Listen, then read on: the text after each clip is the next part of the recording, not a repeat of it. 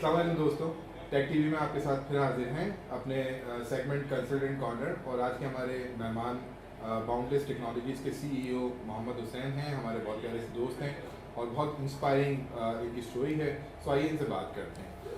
हुसैन भाई, thank you very much for your time. सबसे पहले मैं चाहूँगा हमारे व्यूवर्स के लिए आप बताएं कि मोहम्मद हुसैन कौन है, कहाँ से शुरू हुए, आया बहुत कुछ था पीछे तो शुरू हुआ, और बाउंडलेस टेक्नोलॉजीज माशाल्लाह एक बड़ी कंपनी है, एक अच्छा नाम है। सो आप अपने बारे में सबसे पहले बताइए, from where you started and where did you start the Boundless Technologies. बहुत बहुत शुक्रिया पहले तो सबसे पहले आपका ये इंटरव्यू कंडक्ट करने का। बेसिकली मेरा स्टार्ट तो बड़ा टफ था और मैंने मैट्रिक किया 1998 के अंदर, और एक छोटी सी फैमिली से मेरा ताल्लुक़ था। North Nazimabad block N peoples colony एक एरिया था, वहाँ पे हम रहते थे, एक छोटी सी कॉलोनी थी। तो मैट्रिक करने के बाद जो है वहाँ पे कुछ शॉर्ट कोर्सेज किसी ने बताया कि आप कंप्यूटर पढ़ें। उस टाइम 1998 में कोई बहुत ज़्यादा कंप्यूटर्स का दौर नहीं था, बड़ी कम से चीज़ें होती थी वहाँ उस टाइम। तो कुछ शॉर्ट कोर्सेज स्टार्ट किए और साथ में एक और जॉब स्टार्ट कर दी मैंने, जहाँ पे मैं सुबह 9 बजे जाता था और शाम में 8 बजे वापस आता था। तो वहाँ पे हम फोटो स्टेट मशीन थी, तो हम फोटो स्टेट जो है वो किया करते थे। एज कितनी थी उस वक्त? मेरी बस मैट्रिक के बाद 17 ईयर्स और 18 ईयर्स मैक्स। बहुत अर्ली आपने स्टार्ट किया। तो बस वो हम दिन में वहाँ जाता था सुबह 9 बजे से 8 बजे, और शाम में जो है अपनी ट्रेनिंग कंप्यूटर्स पढ़ते थे। तो रात की 10-11 बजे हम घर पहुँचते थे और अगले दिन सुबह 9 बजे दोबारा से वो स्टार्ट हो जाती थी। तो चलता रहा सफ़र। पहले तकरीबन 1-1.5 साल हमने उसको फ़ोटो स्टेट की मशीन पे ही हम हैदरी में मैं चलाता रहा। और मेरे बहुत ही अच्छे वहाँ एक बॉस थे, तौसीफ हसन उस्मानी साहब। मैं उनको हमेशा रिगार्ड्स देता हूँ कि उन्होंने मुझे बहुत इम्प्रूव किया, मेरी पर्सनैलिटी और मेरी लाइफ में बहुत मोटिवेशन उन्होंने पैदा की। उसके बाद मैं एक प्रिंटिंग प्रेस में चला गया, वहाँ से जॉब ख़त्म हो गई तो एक प्रिंटिंग प्रेस में मुझे जॉब मिल गई। फिर वहाँ हम प्रिंटिंग का काम करने लगे और साथ साथ कंप्यूटर में पढ़ता रहा। अब जिस कंप्यूटर इंस्टीट्यूट में पढ़ रहा था तो वहाँ पे थोड़ी सी अच्छी परफॉर्मेंस हुई, तो उन्होंने ही मुझे एज आ लैब इंस्ट्रक्टर 1-2 साल बाद उन्होंने मुझे हायर कर लिया। उस इंस्टीट्यूट का नाम था विनक्रेस्ट के नाम से। तो वहाँ पे काशिफ अब्बासी हमारे टीचर थे, बड़े अच्छा उन्होंने हमें टीच किया। उसके बाद हमारे बड़े अच्छे टीचर जिनको मैं आज भी बड़ा याद करता हूँ, सर अजीम, वो उन्होंने हमें इंटरनेट चलाना सिखाया। जो 98 में या 2000 में इंटरनेट चलाना बहुत ही बड़ी, वो डायल-अप नेटवर्क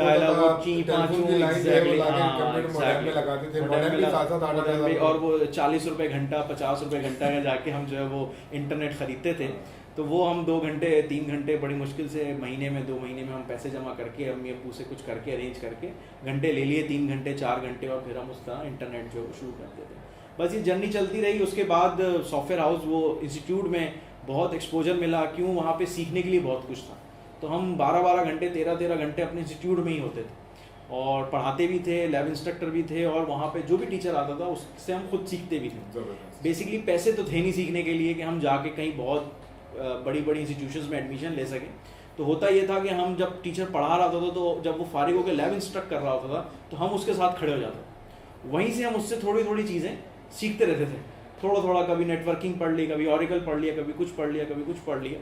तो इसी तरीके से हमने उसको सीखना शुरू किया। यानी हर चीज़ वहाँ पढ़ाई जाती थी और हम हर चीज़ में जाके बैठ जाते थे और पढ़ते थे। हम ये नहीं कहते थे यार ये तो नेटवर्किंग है, हमें क्या ज़रूरत है, हमें नहीं पढ़नी, ये प्रोग्रामिंग है, हमें नहीं पढ़नी। हमें हर चीज़ की नॉलेज जो है वो आहिस्ता आहिस्ता वहाँ से मिलना शुरू हो। तो दोस्तों देख रहे हैं आप, सीखने वाला जो होता है वो कहीं पे भी सीख सकता है, वो किसी भी जगह। आपने देखा, वो हमने बचपन में स्टोरी सुनी थी कि वो जो स्ट्रीट लैंप्स होते हैं यानी स्ट्रीट लाइट्स होती हैं, पढ़ने वाले उसमें बैठ के पढ़ रहे होते हैं। सो आई थिंक कुछ सिमिलर स्टोरी मुझे महसूस हो रही है हुसैन भाई की भी, जी कि आपने वहाँ पर जॉब कर रहे थे और वहाँ पे जो इंस्ट्रक्शन चल रही थी, बिकॉज आप वहाँ पे आपका काम था वहाँ पे होना, सो आपका इंटरेस्ट डेवलप हुआ और आपने उनको पढ़ना शुरू किया, उनसे पूछना शुरू किया, सीखना शुरू किया डेली बेसिस पे। और पहले बड़े टीचर्स बहुत अच्छे होते थे और वो ओबियसली टीचर को थोड़ी सी आप रिस्पेक्ट दें, और टीचर को हमेशा रिस्पेक्ट देनी चाहिए। टीचर्स जो है वो आपकी लाइफ का बड़ा इंपॉर्टेंट पार्ट है। अगर आपको अच्छे टीचर्स मिल जाएं और टीचर को अच्छे स्टूडेंट मिल जाए तो this is a perfect combination. तो अगर ये चीज़ नहीं मिल पाती तो डेफिनेट वो आगे नहीं बढ़ पाते। तो बस वहाँ पे मैं पढ़ाता रहा और वहाँ पे हुआ ये कि एक टाइम आया कि वो इंस्टीट्यूट के ऑनर्स ने मुझे एक चाबी थमा दी कि अब आप इंस्टीट्यूट खोलेंगे, आपको ही सारा काम करना है। तो मुझे वहाँ मार्केटिंग करने का मौका मिल गया, अपॉर्चुनिटी मिलती रही और मैं उसको लेता रहा। मैंने ये नहीं कहा कि ये मेरा काम नहीं है। इनफैक्ट कभी वहाँ पे प्यून नहीं आता था तो हम टेबल भी साफ करते थे। ऐसा नहीं होता था कि यार आज तो प्यून नहीं आया, टेबल हम क्यों साफ करें, हम तो अपनी पोस्ट पे बैठे हैं। तो कहने का मकसद ये है कि आपको अगर आपको किसी चीज़ को ओन करना है तो आपको 100% ओन करना है। आपको ये चीज़ें नहीं देखनी कि यार मैं टेबल साफ करूँ, मैं ये करूँ, मैं ऑफिस खोलूँ, मैं ऑफिस बंद करूँ। बाउंडलेस टेक्नोलॉजी कब आया? बाउंडलेस टेक्नोलॉजीज बस उसके थोड़े ही अरसे बाद जो है एक कंपनी में मैंने जॉब की, IT marketing and software house. तो वो कंपनी 9/11 के बाद जो है वो बंद हो गई। तो उसके जो बॉस थे वो बड़े ही अच्छे, बहुत ही मैं कहूँगा कि मेरे लिए बहुत ही, मेरे टीचर भी, उन्होंने बड़ी मार्केटिंग भी सिखाई। उन्होंने ही मुझे मशवरा दिया कि हुसैन तुम अपनी कंपनी खोलो। ओके। तो मेरे अंदर एक स्पार्क तो था कि मैं अपना कुछ करूँ, मगर हिम्मत नहीं थी। मैंने कहा सर फिर मैं कैसे कंपनी स्टार्ट करूँगा, मेरे पास तो पैसे नहीं हैं, कैसे करूँगा, ना ऑफिस है ना फ़ोन है। तो उन्होंने मुझे एक मोबाइल दिया उस टाइम गिफ्ट के तौर पे कि भाई तुम मोबाइल ले लो और काम स्टार्ट करो। एक मोबाइल मुझे मिल गया वहाँ से, और उस टाइम पीओ बॉक्स नंबर आज भी होते हैं, पीओ बॉक्स नंबर उन्होंने कहा कि आप जाके ओपन करवा लो और वही आपका एड्रेस हो। तो मैंने एक विजिटिंग कार्ड बनाया अपने 3 दोस्तों के साथ मिलके, मेरे फरहान, नबील और मैं, हम तीनों ने मिलके कंपनी का नाम डिसाइड किया। क्योंकि मैं बहुत ज़्यादा पढ़ा लिखा था नहीं, मैट्रिक के बाद मैंने एजुकेशन बस इंटर तक की, उसके बाद मैं कंटिन्यू नहीं कर पाया। फिर ये सिर्फ आपने डिप्लोमा, बस ये डिप्लोमा, और वो मैंने बताया कि जो सीखा वो उसमें सीखा। फिर एक डिप्लोमा मैंने इन्फोट्रेन से किया बाद में। तो वो सफ़र जो है वो वहाँ से दोस्तों के साथ शुरू हुआ, और उस टाइम पीओ बॉक्स आपने खुलवा के मोबाइल नंबर डाल दिया मैंने, और जो है मैंने अखबार में ऐड दे दिया 500 रुपये का। वो भी मुझे टीचर ने बताया कि आप बिजनेस और क्लासिफिकेशन एक आता था, उसमें मैंने अपना ऐड दे दिया, और वहाँ से फिर मेरी मार्केटिंग जर्नी स्टार्ट हुई। तो फिर हमने बाउंडलेस को फॉर्म कर लिया अपने। थोड़े अरसे तो मैं दिन में जाके मार्केटिंग करता था, प्रोजेक्ट लाता था, रात में उसको डेवलप करता था, और अगले दिन जाके फिर हम उसको प्रेजेंट करते थे। हम उस टाइम इंटरनेशनल काम होता नहीं था, इंटरनेट बहुत ही कोई तोप चीज़ होती थी उस टाइम। तो होता है था कि जो चीज़ हम बनाते थे वो हमें फिजिकली ले जाके लोगों को समझानी पड़ती थी। यानी 6-6, 8-8 मीटिंग के बाद हम एक वेबसाइट क्लोज कर पाते थे। फिर उसके बाद उसका कंटेंट बनाना, उसकी इमेजेस बनाना बहुत ही फिर क्लाइंट का भी प्रॉब्लम ये होता था कि क्लाइंट भी समझता नहीं समझता था एग्जैक्टली कि ये प्रोडक्ट जो आप दे रहे हैं उनको उसकी वैल्यू है क्या, तो वो उसको हाँ सही है बना दो। तो उसका बड़ा एक चैलेंज होता है कि आप उसको ये बताएं कि नहीं जी ये मैं जो बना रहा हूँ ये काफ़ी वैल्यूएबल चीज़ है, बिल्कुल सही है, आपको इस तरह वैल्यू दे सकती है। एग्जैक्टली वो बेनिफिट्स उनको बहुत अरसे तक को समझ नहीं आया, अभी भी बहुत सारे लोगों को समझ नहीं आते, मगर वो आहिस्ता आहिस्ता फिर हम ये प्रैक्टिस करते थे। और वहीं घर में पीपल्स कॉलोनी में मैंने एक छोटा सा अपना कमरा जो था अम्मी से कह के, वो फिर जब मेरा काम थोड़ा चल गया तो मैंने कहा अब एक कमरा आप दे दें ताकि मैं यहाँ एक लड़का रख लूँ, और वहाँ से मैंने काम अपना स्टार्ट कर दिया। ज़बरदस्त, बहुत इंस्पायरिंग है आपकी स्टोरी, और बहुत अच्छा लगा मतलब जान के। मैं थोड़ा बहुत तो जानता था आपके बारे में, but it's so good to know that I am sitting with a big person.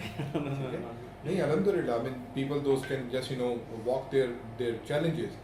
वो बड़े लोग होते हैं डेफिनेटली, वो आम लोग होते तो आम लोगों की तरह ज़िंदगी गुजारे होते। Anyways, coming to Boundless Technologies, जो आपका फोकस है, जो आपकी सर्विसेज हैं, उसके बारे में बताइए। और आपकी टारगेट मार्केट क्या है? लोकल को सर्व कर रहे हैं, इंटरनेशनल सर्व कर रहे हैं, so the services you are serving and the clients you are serving, कुछ उसके बारे में बताइए।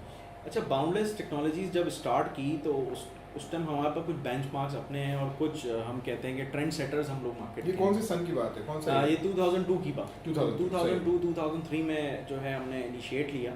और उस टाइम मार्केट में एक वेबसाइट जो बनती थी वो 30,000, 40,000, 50,000 रुपए की बनती थी, और उसका कोई पैकेज नहीं होता था। यानी हम जाते थे, जो मैं सॉफ्टवेयर हाउस में जॉब करता था, हम जाते थे, रिक्वायरमेंट्स लेते थे, गैदर करते थे, फिर क्लाइंट के पास जाते थे। तो उसमें फर्स्ट जो हमारा, मैं अपने आप को ट्रेंड सेटर समझता हूँ, शायद मैं गलत हूँ, मुझसे पहले भी किसी ने किया हो, मगर मार्केट में उस टाइम कोई भी नहीं था कि वो एक वेबसाइट का पैकेज बनाए। पैकेज से मुराद कि उसमें 10 पेज होंगे, डोमेन होस्टिंग होगी, सारी चीज़ें शामिल होंगी, और हम उसको 5,000 रुपये के फार्मूले से हमने स्टार्ट किया। और बहुत सारी कंपनीज आज भी जब कंपनी स्टार्ट करती है तो 5,000 रुपये के पैकेजेस से स्टार्ट करती हैं। पैकेजेस में लोगों को होता है कि कोई हिडन चार्जेस नहीं होते, और एक ब्रांड की सूरत में उनकी पूरी प्रोडक्ट डेवलप हो जाती है। उनको पता होता है हमें ये चीज़ें मिलेंगी, और वो इस तरीके से हम उसको डेवलप कर सकेंगे।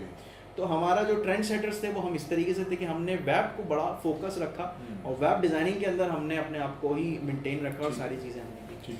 अभी अल्हम्दुलिल्लाह हमारे नेशनल क्लाइंट्स भी हैं, मल्टीनेशनल क्लाइंट्स भी हैं, इंटरनेशनल क्लाइंट्स में भी हम डील करते हैं, उसमें भी हमने बड़ी बड़ी कंपनीज के साथ काम किया है। क्या सर्विसेज क्या हैं हमारे पास? जो सर्विसेज हैं मेनली हमारा 6 से 7 डिपार्टमेंट्स हैं जिसमें हम काम करते हैं।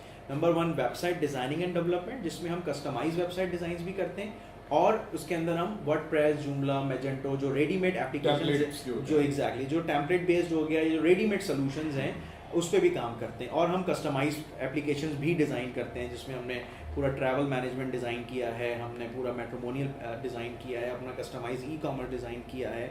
इस तरह से बड़ी डिफरेंट वेरिएशंस में हमने कस्टमाइज किया। मैं एक चीज़ और पूछना चाहूँगा कि जैसे वेबसाइट्स, बिकॉज मैं भी थोड़ा जानता हूँ इसको, सो क्या पोर्टल्स जो कि इंटरैक्टिव होते हैं, जो कि टू वे कम्युनिकेशन भी उसमें होती हैं, जो कि अगर कोई अपॉइंटमेंट लेना चाहता है तो उसी वेबसाइट के थ्रू अपॉइंटमेंट भी करवा रहा है, कोई चीज़ बुक करवाना चाहता है, सो पोर्टल्स भी आप लोग बना सकते हैं? डेफिनेट हमने बहुत सारे इस तरीके के बनाए हैं जिसमें अपॉइंटमेंट सिस्टम से मौजूद है। पूरा हमने मैट्रिमोनियल पोर्टल बनाया है, हमने पूरा एक मार्केट प्लेस बनाया है फॉर द यूएई क्लाइंट के लिए। हमने इनफैक्ट एक नहीं दो हमने मार्केट प्लेसेस बनाए हैं, जस्ट लाइक दराज, ईबे, अमेजोन टाइप का वो पूरा e commerce complete market places भी हमने डिज़ाइन किए हैं।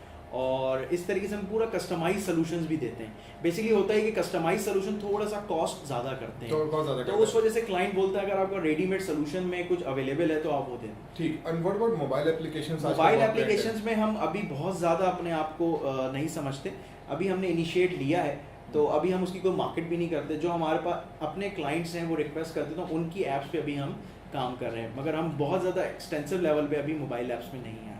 हमारा जो सेकंड सर्विसेज का पार्ट है वो है हमारा डोमेन होस्टिंग, ईमेल सॉल्यूशंस और कॉर्पोरेट ईमेल सॉल्यूशन। यानी हमारे पास क्लाउड पूरा मौजूद है जिसमें हम डिजिटल ओशंस दे रहे हैं, अमेजोन दे रहे हैं, गूगल क्लाउड है, अलीबाबा क्लाउड है, लिनोड है, वल्टर है।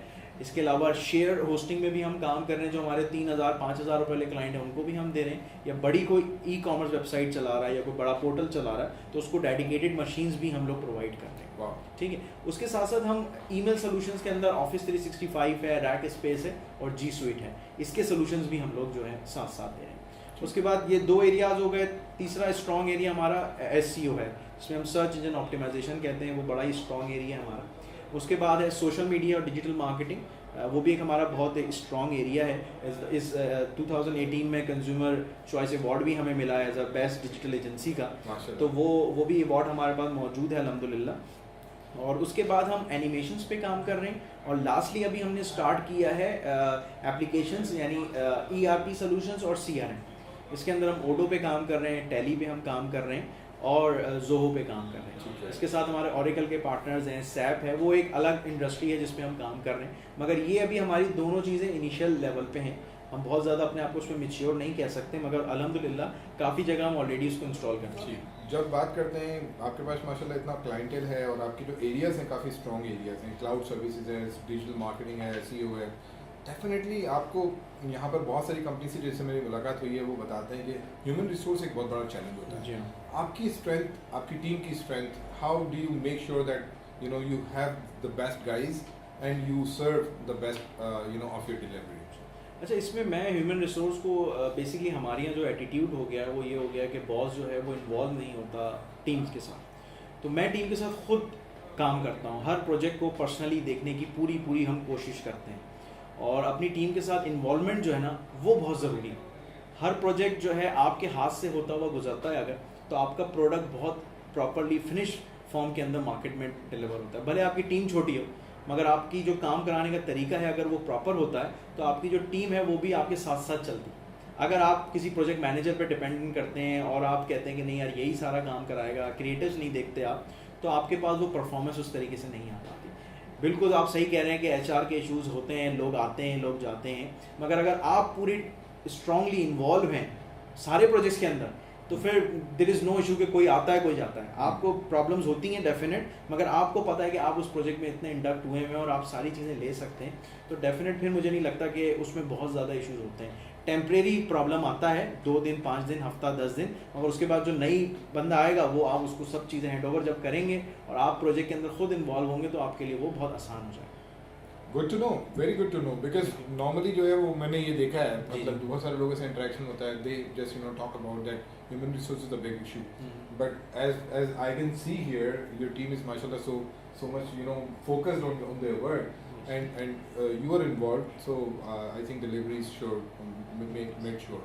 Thank you very much for your time Hussain साहब, आपसे बात करके बहुत अच्छा लगा, और ये हमारे नए आने वालों के लिए भी एक इंस्पायरिंग बात है कि जिस तरह आपने शुरू किया, जिस तरह से आपको मुश्किलात पेश आई, पैसे आपके पास थे नहीं but you started and now you are already having कितने एम्प्लॉइज आपकी कंपनी में ऑलरेडी? हमारे पास तकरीबन 15 लोग काम करते हैं। 15 लोग काम जी। कर रहे हैं अलग अलग डोमेन्स के अंदर। सो 15 लोगों को आप रोजगार भी दे रहे हैं, जी। उनको मेंटोर भी कर रहे हैं। So I wish you very best of luck for Thank you all very this. much. Thank you very बहुत बहुत मच शुक्रिया। For your time. Thank you. Thank you.